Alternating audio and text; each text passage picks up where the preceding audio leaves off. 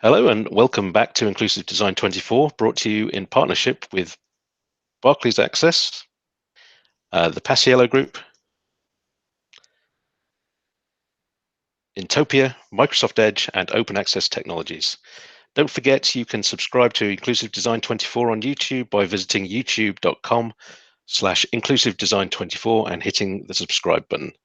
Don't forget to follow ID24Conf on Twitter, and if you have any questions for the presenters, tweet them using the ID24 hashtag, and we'll ask them at the end of the session. Next, we now have Sarah Pulis and Andrew Arch talking about using cognitive walkthroughs to be better review designs for accessibility. So over to you, Sarah and Andrew. Thank you. Hi, everyone. We thought we'd start by showing our faces, so it's nice to know who you're talking to. We're delighted today to join everyone who's watching now and later on from all around the world, sharing something that we have, I guess, come across when we've been working with clients and using this particular cognitive walkthrough technique to actually help to review your designs. I'm Sarah. I am one of the co-founders of Intopia, and we're delighted to also be able to support ID24 as one of its sponsors. Hi, I'm Andrew. I've done a few of these in the past, but this is the first time I've done a joint presentation. Sarah and I have done a couple of these lately, and it tends to work quite well, having two different voices talking about a topic. It keeps everybody awake, particularly if you're listening in a non-waking time zone at the moment. So let's get underway with this, and let's do a screen share. And I trust that you can now see our opening slide. Can you please confirm that, Ian? Yes, we can see that. Great. Wonderful. If you were wanting to tweet us directly, my Twitter name is Sarah TP. That's Sarah with an H. And I'm AMJA, if you can understand the Australian accent. Okay, so I wanted to start off by actually sharing where this idea of using cognitive walkthroughs to better understand designs and how designs might work for your users. What we've got on the screen here is a screenshot of the Coles Online website. A little while ago, Coles Online actually did a complete redesign and build of this particular site. So in Australia, this is one of our major supermarkets where you can buy products online. They actually built this with accessibility front of mind. It was one of their core goals, their core principles, and they did have an accessibility specialist helping them with it as well. I actually came in towards the end of this to do a assessment against WCAG, the Web Content Accessibility Guidelines, to give them a report of how compliant it was against each of the success criteria. And so I started to do that. We follow the WCAG EM, so the evaluation methodology, where you create a sample set of pages based on unique pages, templates, making sure that there are all pages that are within a process, and then conducted the usual review against each of the success criteria. And as I was looking at this and testing it, particularly for keyboard accessibility, so making sure it could be used and accessed with a keyboard, I went, actually, it passes keyboard accessibility. It can be used with a keyboard. The focus order is good as I tab through everything. It sort of makes sense. But then I started to actually think about what task a user would be doing on this site. And usually what they'd do is they come in the site. First of all, they'd have to log in if they had an account already. Once they've done that, they start to add items to their cart and then go to trolley and checkout. So I went, gee, there's the trolley and checkout is on the right-hand side. So at the top, we've got sort of our standard bar menu, you know, logo, search field, what have you. We've got a few, very little navigation, everything bought before and specials. We've got a whole lot of categories that we can go through, and then we've got our main content area, which has a lot of product tiles. And I thought, wow, how many tabs would someone have to press in order to get to the trolley and checkout button, which is pretty important when you put things into your cart and want to check out. There's actually 90 tabs between the very top of the screen, so Coles logo, going through all of that banner area, those browse categories, all of those product tiles, and then finally I get to that bar which is visually on the right-hand side that says trolley and checkout, choose a delivery time, log in, and contact us or feedback. And I thought, wow, this is really bad, because, you know, this is one of the core steps in the major task that someone wants to complete this with. So for our keyboard users, or even a screen reader user that might be navigating more linearly through a site, perhaps they're not as familiar with some of the shortcut keys they can use to sort of jump around by headings or that kind of thing. You know, that's a hell of a way to get to trolley and checkout and log in, for that matter. So I fed this back to Coles, and they're like, yeah, we agree that that's a bit of a problem. But because this site was already built, we couldn't change the order of the order of content, essentially. So bringing that trolley and checkout and those other items earlier on, it would just be too much redevelopment. And so what they did was they actually implemented some skip links. So on the site currently, you've got your standard, skip to main content, but they also added a view to trolley and checkout link, as you can see on the slides now. And there's also another one that is actually a skip to login.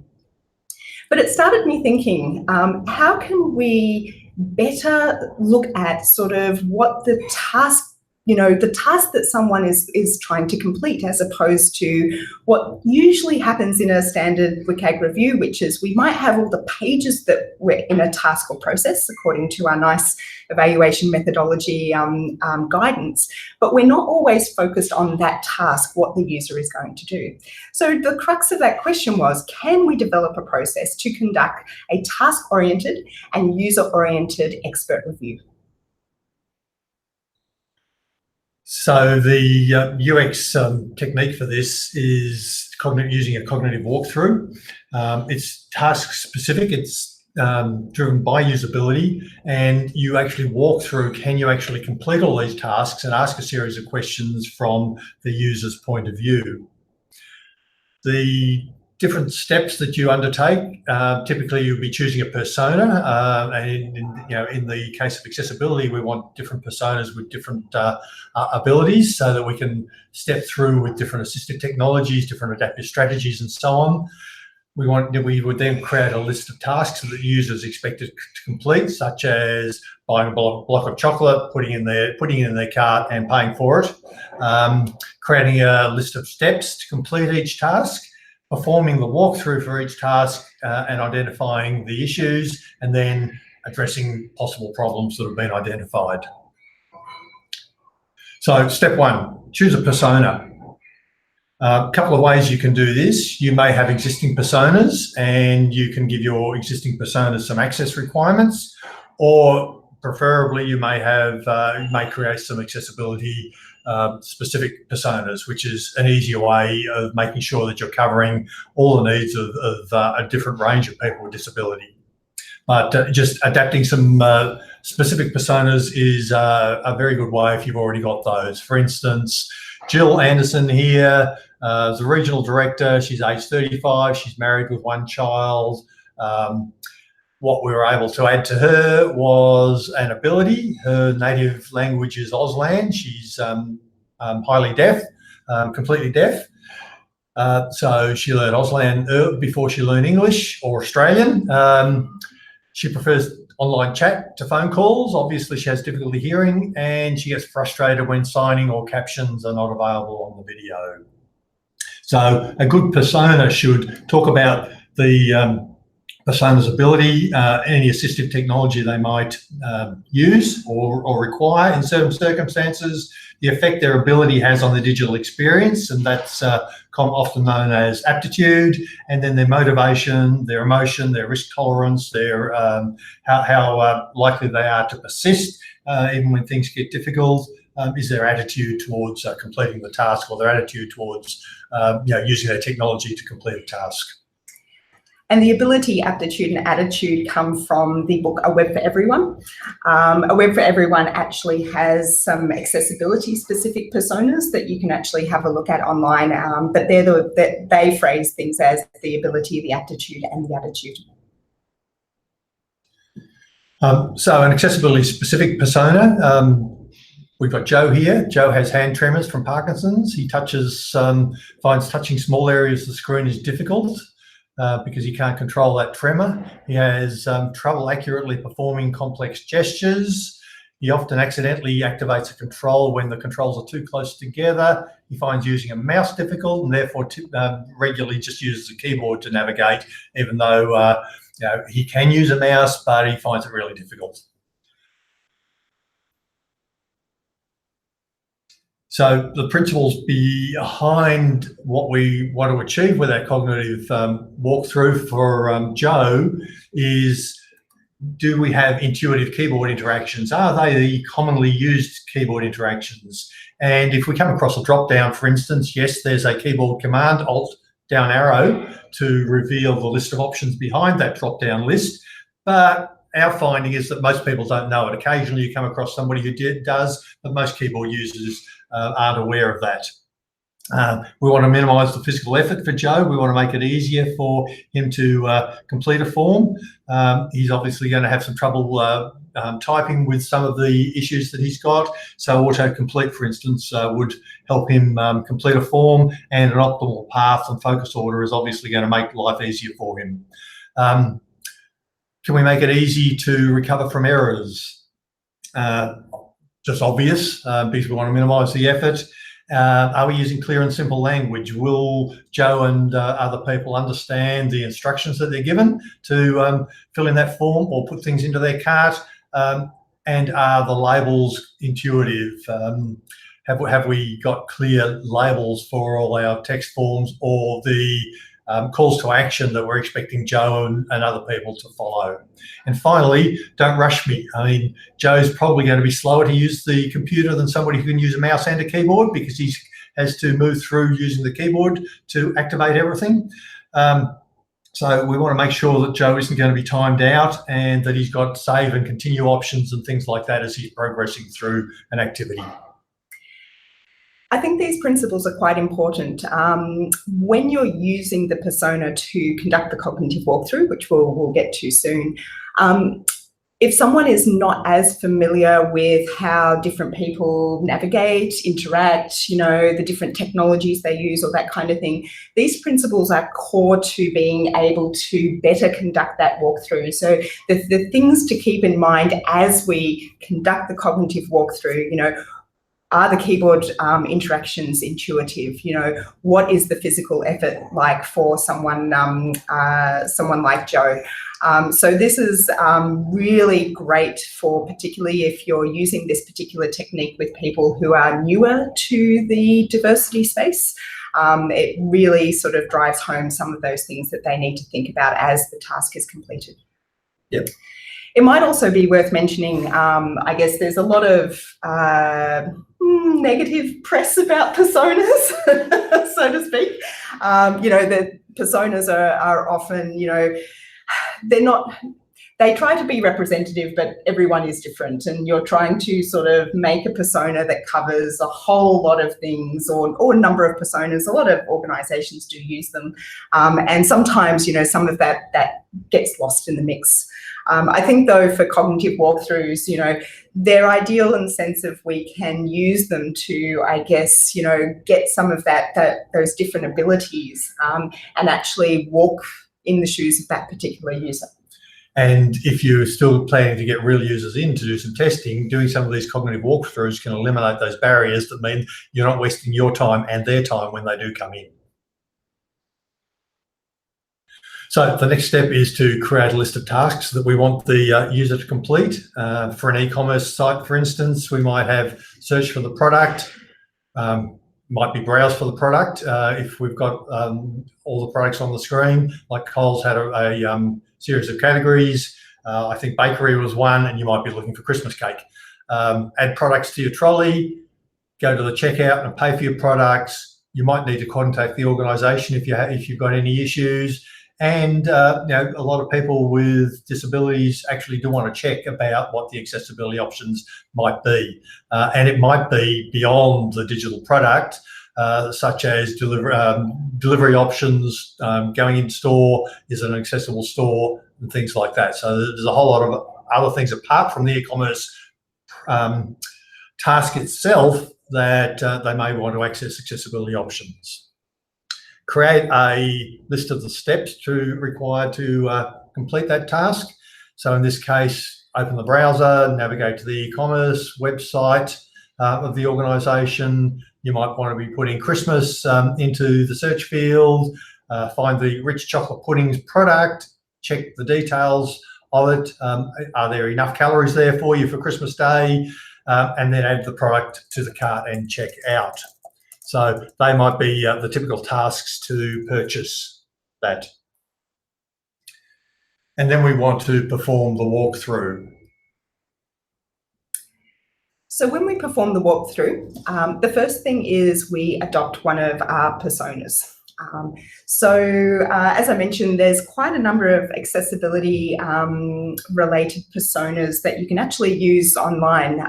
So Web for Everyone, I mentioned, they've got 8 different personas.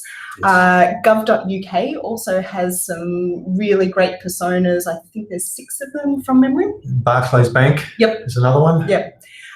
So if you're just starting out using these or wanted to borrow from someone else, there's plenty out there for you to start with.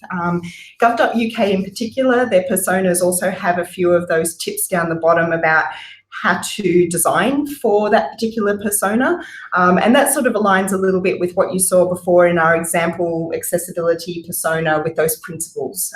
So, that's a great starting point for you. So essentially you pick up the persona card, you choose one of those tasks that you identified in step 2. Often those tasks are things that you probably already identify as part of your general UX process. And then you walk through the steps that we identified in step 3 for that task as if you were in the shoes of your adopted persona. So in Joe's case, get rid of your mouse because it's too easy to reach for it when you're trying to walk through something and just use the keyboard.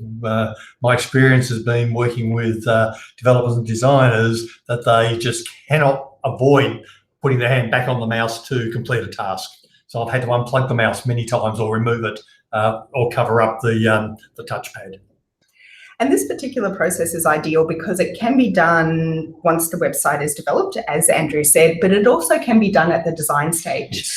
So if we were looking, for instance, at Joe and keyboard interaction on some visual designs, let's say, you can actually be walking through and looking at what are your interactive items on the page, how many tabs is it to go through, is the keyboard interaction clear? So have you, for instance, used standard components that keyboard interaction is clear? Or if you've created a custom component, perhaps you need to actually make sure that at that design stage, you've identified what the keyboard interaction should be so that that can be then passed off to the developers. It's quite clear, what you want that experience to be, and it also cuts down on rework. So if that's not defined or is not clear between the designer and the developer, that can add a lot of extra time if you find, later on that it actually is not working as you wanted or anticipated that it should. So this is ideal for both of those situations. And if they've done a cognitive walkthrough of the mock-ups of that Coles shopping site, they may have realised early on at the design stage that, hey, we want people to be able to get to the login screen and the checkout much more easily than Joe was the way Sarah walked through it when she was doing her analysis. And that could have been part of the specification that got passed on to the developer saying, yes, this is sitting on the right-hand side. So it's typically late in the order of things on the page, but hey, we want people to be able to get to it quickly. We want to have a skip to that shopping cart as part of the opening screen, even though non-keyboard users don't need it. We want to make it obvious to keyboard-only users. Or alternately, when you think about it, a lot of the time you see cart buttons actually in the banner.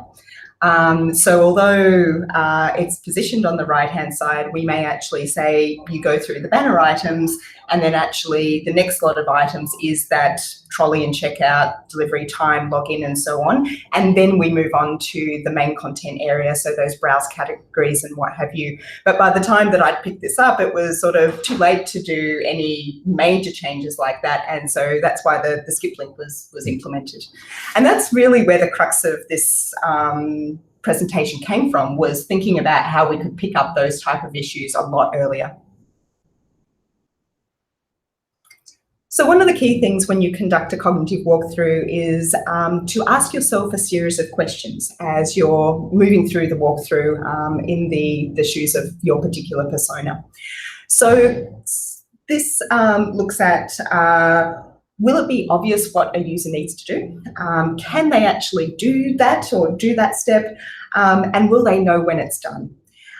We've got 5 particular questions around this. The top 4 actually come from more a standard cognitive walkthrough process. The top 3 and the 5th one are the standard cognitive walkthrough process. We actually reordered these ones. The 4th one is something that we've added in specifically because we felt there was a gap from a accessibility standpoint. So let's walk through these and see how we go. So will the user try and achieve the right outcome? Does the user know what to do at each step to achieve their goal? And an example of that is how you're designing tabs on a page. Most users in our experience who are keyboard-only users tab through the page to get to the interactive elements. The latest designs, well, not just the latest, but current designs for tabs tend to have you tabbing to the tab, pressing a down arrow to open it, and then continuing to tab or arrow through those. But as I said, our experience is that many users aren't familiar with that new design pattern, and so they're tabbing and they're finding that they can't get to anything that they want to get to. So is the design going to be different? Is it going to behave differently from their expectations? Yes, there's a chicken and egg thing. At what stage do we introduce something new and expect users to be able to adopt it? But if we want them to be able to try and achieve the right outcome quickly, then maybe we're better off using the design patterns that they're familiar with from the last decade of their experience. So the next one is, will the user notice the correct action? So is it easily noticeable? Can I see it on the screen? Does it stand out? And is it easy to find? So again, depending on which persona we've got, these questions can play out in different ways. For instance, we're actually talking about chat and how a lot of the chat buttons are on the far right-hand side of the screen. Sometimes if you're, say, a screen magnifier user, or even other users that are focusing more on the center of the screen, you might actually miss that button to the far right-hand side. Particularly if you've got a website where it's sort of center aligned. Do you have a reason to go to that far right-hand side? Probably not. The other thing I recently tested with one of those buttons on the right-hand side was when it zoomed in, it actually laid over the text, so it overlaid some of the text as you did browser zooming. So that actually obscured things as well. Another instance that we find often, and it's nice to see it being picked up in WCAG 2.1 earlier this year, was can you actually see where you're meant to enter some of those details in a form? A lot of forms have very pale outlines, and it's hard to differentiate the text entry box from the background. And then we've got other design patterns that have been coming in where we're applying underline instead of a bounding box, an outline box around those text entry fields.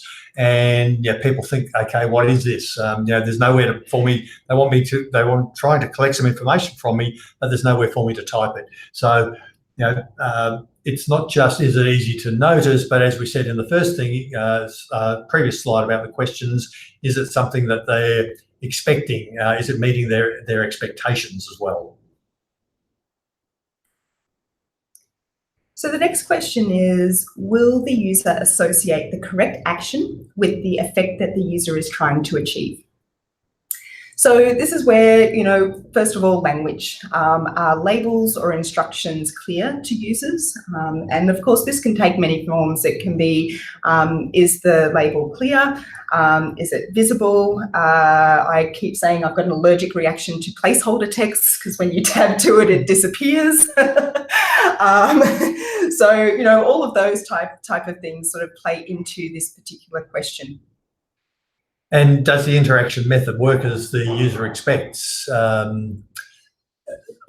Underlined text is expected to take the user to another part of the screen or a new screen.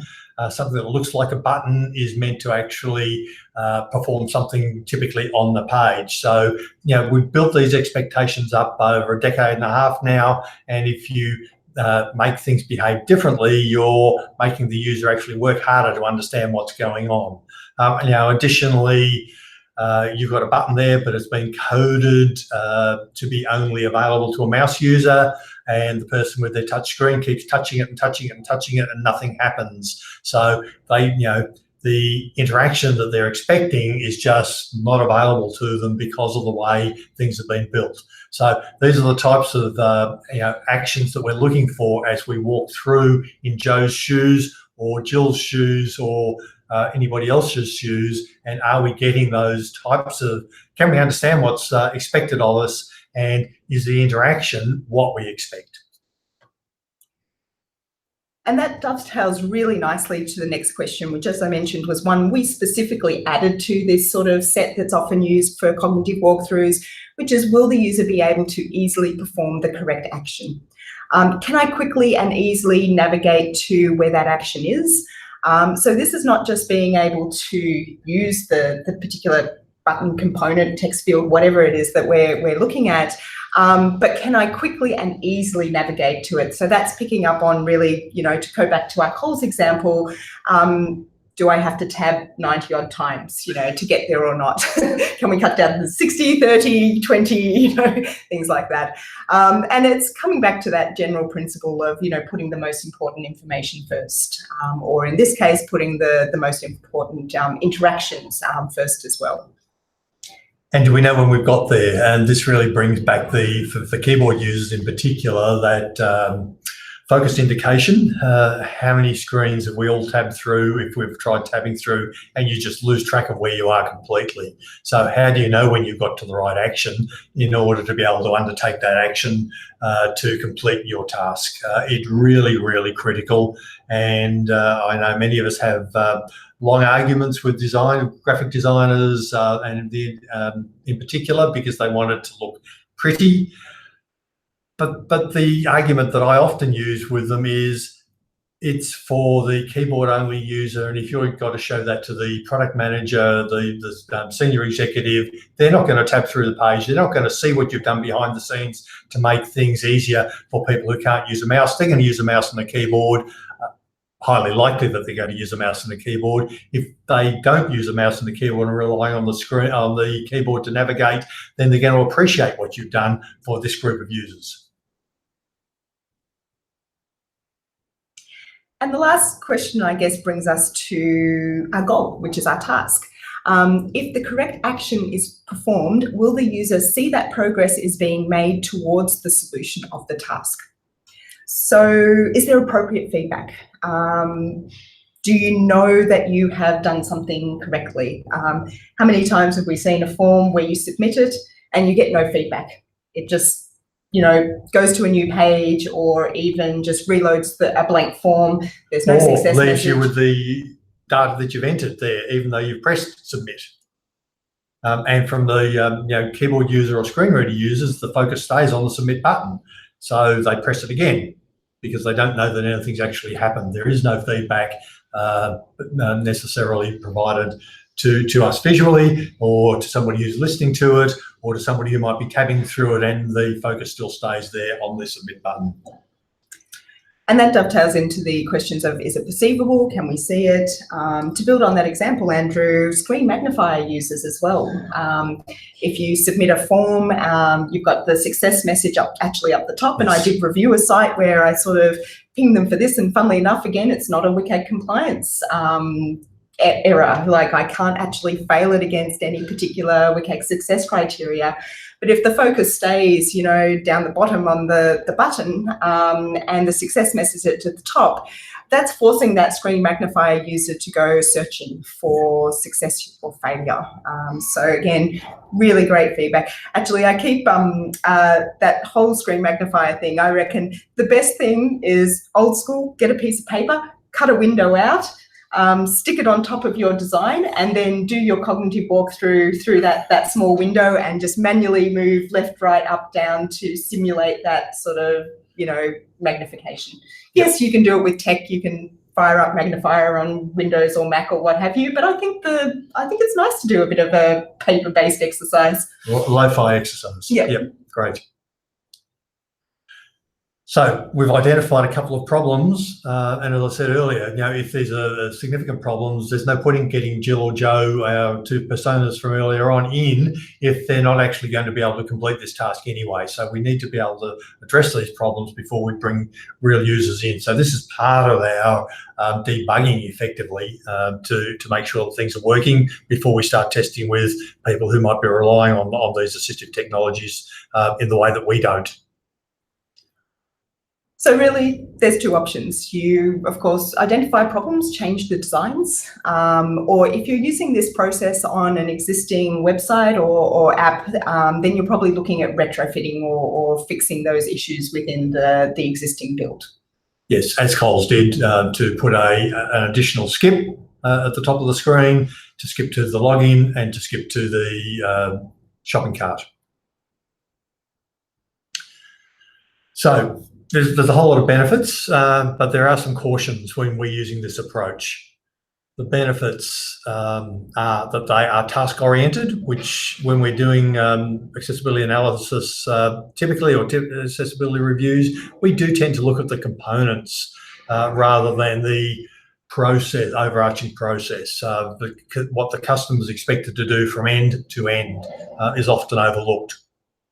They can be done at an early stage of design, as Sarah's saying, even with paper mock-ups. If we cut out on another piece of paper a little window and we move that around on the screen to simulate what a screen magnifier user might have to do to get through the 16 screens to go from login to checkout. And that's probably the perfect one to go visit a colleague, you know, and say, hey, here's some paper printouts. Let me give you a task, but actually I need you to complete this task within the window. Yes. And see how they go. We can identify requirements gaps here, things that might not have been specified in the original specification for building this product. Even if it's going through an agile process, we tend to still have some overarching requirements that we may have missed entirely. Obviously, it's faster and more effective than true usability testing, but as I say, it's not a substitute for it, but it means that we can get a lot of issues out of the way early on by standing in Jill's or Joe's shoes, one of our personas' shoes, and going through the process as though we were them and trying to complete an entire task rather than looking at you know, the individual components on a page and do they meet the WCAG success criteria. So there are a few cautions around cognitive walkthroughs, and we've kind of foreshadowed the first one, which is that it's not a substitute for usability testing, which we will keep saying. Certainly, yeah, this is not a replacement for putting something in front of real users that are using different assistive technologies, adaptive strategies, and bring everything else they have to the table. Yes. So, you know, there's definitely that. Cognitive walkthroughs, they can be time consuming. So when you think about, let's say, our example of 8 Web for Everyone, you know, personas, times by, I think it was about 6 e-commerce tasks. You know, that's getting pretty high up. So it can be a time-consuming process, and probably you get your best insights when more than one person actually does this process with a persona and a task. So for me, it's about balance. I've had people, you know, sort of ask, oh, so how do you choose which personas to do? And for me, you know, there's no hard and fast rules, but I probably use the ones that might have, you know, that I might be less confident about, or haven't sat down and really considered the experience of that particular user. So it's a little bit of a judgment call, I think. Yeah, and you know, we don't need to. I mean, even with usability testing, we're not testing every different ability, every different way that people might interact. You'll probably find if you do a couple of the tasks with a couple of personas, you're going to find some common problems across those. You say, okay, we've got to fix these across all the tasks that we're expecting people to undertake. And lastly, the insights can be affected by the knowledge and skill of the person conducting the walkthrough. So I sort of alluded to this when we chatted about the personas and how the principles could help alleviate a little bit of that. But, you know, for Andrew and I, well, Andrew's been in this game longer than I have, but, you know, we've got a fair bit of insight through the time we've spent, you know, in with accessibility users. And with users in particular. And so, you know, I guess for us, we draw on that knowledge. So there's always a little bit of a risk that the knowledge and skill of the person conducting the walkthrough can skew the results a little bit.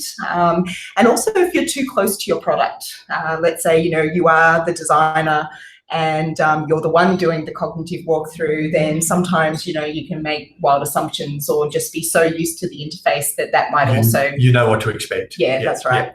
So that's why it's always nice to, you know... Get a colleague. Exactly. It's kind of like a bit like the guerrilla testing where, you know, you run around to your colleagues and they're the first stop, you know, for your guerrilla testing to say, hey, you know, well, what do you think you should do here? And I think, you know, for cognitive walkthroughs, this is the same. It would be great to get people involved.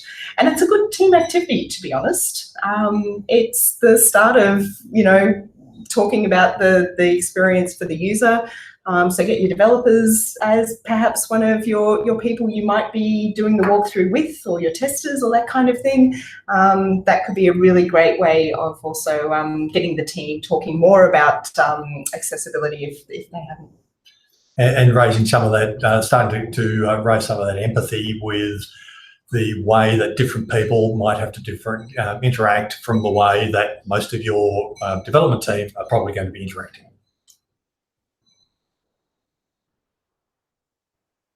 Okay, so that's about all we wanted to say on that topic. The slides and everything will be available on the ID24 website later on, but we'll also post these on our own website. Any questions, Ian or Rinaldi? Hi, that was a really great talk. I think that's just going to be a really useful tool for people. I don't see any questions on Twitter that have come through, but I have some questions myself actually. So do you find that this is something that designers and developers really embrace, or is this something you have to persuade people to do? Do they see the value automatically, or is there a way to sell this into teams? The clients that I'm working with, I think Sarah will say the same, are keen on accessibility. That's why they've engaged us. They see this as a quick and easy method of doing some quick checks to be able to walk through some of their designs and then some of their builds, some of their MVPs, quickly to say, have we made some big mistakes? So some of them are embracing it quite openly and quickly, no persuasion needed. They just see it as another tool in their overall usability toolbox in many respects, because you know we're often working with the usability and the UX people to make sure that things work for the broadest range of people. So no, what we do have to do is then persuade them that they still need to get people who rely on assistive technologies or adaptive strategies to come in and do that final test. Some of them are quite open to that. Others say, we don't have the budget, will this do? So no, we tend not to have any problems with getting them to adopt this approach. They may not adopt it to the extent that we might like them to with, all 8 personas and 16 tasks. Sure. But, they're quite open to trying it on their products just to some extent. But as I say, the next barrier is them persuading them, look, you knew what to expect, so you knew how to step through this the way, and all you've done is made sure that there aren't any serious technical barriers or serious potential usability barriers like the 90 clicks to get to the shopping cart. You still need to check with people who are relying on this, don't understand your website, are coming to here, you want them as a customer, bring them in and do some real checks with non-mouse users, with screen reader users, with screen magnifier users, with a Dragon voice dictation user, and different people like that, because then you're going to find out a whole lot more, and what you'll find out then will probably highlight some what you might perceive to be, or other usability people that you come in for usability testing to be a minor usability issue, but people with disabilities will often highlight these as a much more serious usability issue, and if you can fix it for them, you're fixing it for everybody. Yeah. I've also found it's actually a great teaching method as well. So I've integrated this into our Designing for Accessibility and Inclusion workshop. And it's a great way of, again, putting someone in the shoes of the user, and usually I do that on something that's already existing on their site and get them to do that cognitive walkthrough process with 1 or 2 personas, come back, do it in sort of small groups, come back together, share their insights. And that both cements what we're sort of talking to them about how to better design for diversity. But I also feel that once they've done that process, particularly on one of their own websites, where often then you go back and then because it's a live website, and you say, oh, and by the way, that assumption you made that it works this way or what have you, actually it doesn't. They're suddenly like, oh, I see the value of this, and realise, it can be that light bulb moment. Yeah, that's right. Yeah, you talked about it being, potentially time-consuming, but I'm sort of equating it with something I've always told developers in particular when it came to doing usability testing is that you wanted to make sure that you already found things like missing alt text or links with no accessible name, the things that you can find, basically with automated tools before you go to usability testing, because it's cheaper to find them beforehand than to find it when you're doing testing with real users. So you can kind of save on that, so being a bit more prepared and having done some of the work yourself, I think would really help. Absolutely. Ronelli, sorry. Go ahead. There are certain users that you can do more the pen, paper or prototype testing with.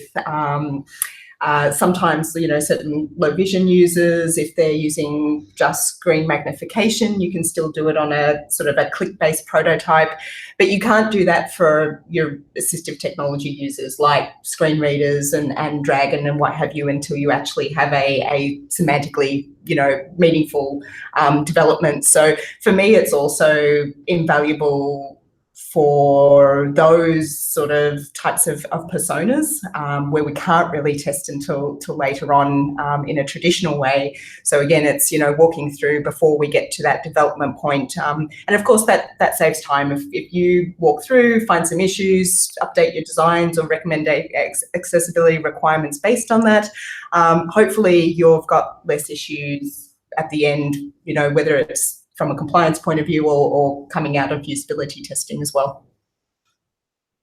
Great. Ronelli, do you have any questions?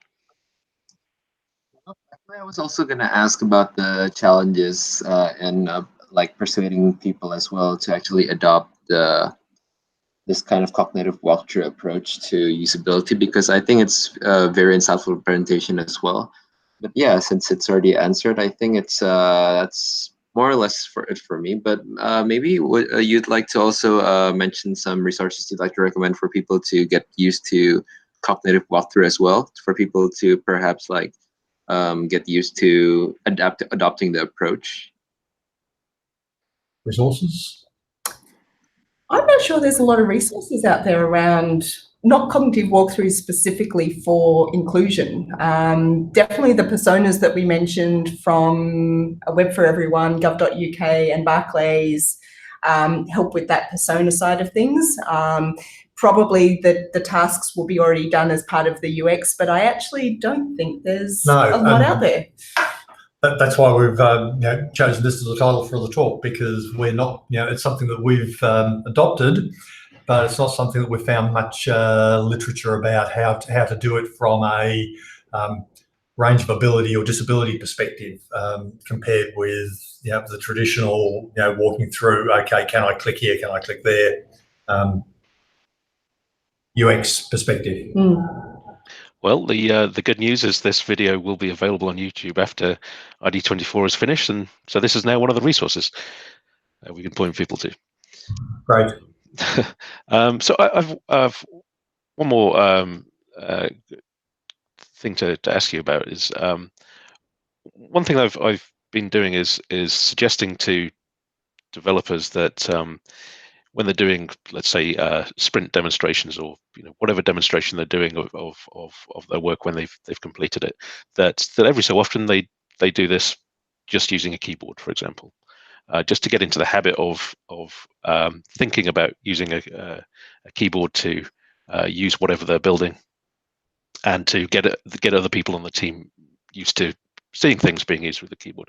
And it feels like this could be an approach to take, is not just demonstrate something with a keyboard, but demonstrate your work as one of your personas. But do you think that would work? I like that idea of bringing that into the sprints on a regular basis. No, that's very nice. Yeah, I have seen some teams actually do demos like what you've said at sort of sprint demos to show the accessibility. But I think the power of bringing the persona into it is, essentially attaching it to a user. So not just, hey, I can tap around here and look, it works great, to actually let's, introduce Joe and so on and so forth. So I think from an organizational perspective, it really brings home that, the user first, which we always talk about. As you say, a lot of people tend to turn up to sprint planning who might not be directly, or not sprint planning, sorry, sprint demos, who might not necessarily be directly involved in that sort of accessibility and inclusion space, and maybe some of the discussions that the core team have had. So yeah, I think it would be fantastic. Yeah, sounds good. Okay, I don't see any questions cropping up on Twitter. So Ronaldo, if you have anything. Okay. As well. Okay, great. Thank you very much. This has been a really interesting session. So if you liked this session, like I did, then please hit the like button, and don't forget you can subscribe to youtube.com/inclusivedesign24 for future notifications of videos and events. And a reminder that Inclusive Design 24 is brought to you in partnership with Barclays Access, the Paciello Group, Intopia, Microsoft Edge, and Open Access Technologies, and with thanks to our sponsors, DQ Systems. We will be back at the top of the hour. We're going to be seeing Srinivasu Chakravarthula talking about accessible websites with WordPress. Thank you very much, Sarah and Andrew. Thanks. Thanks. Been a pleasure.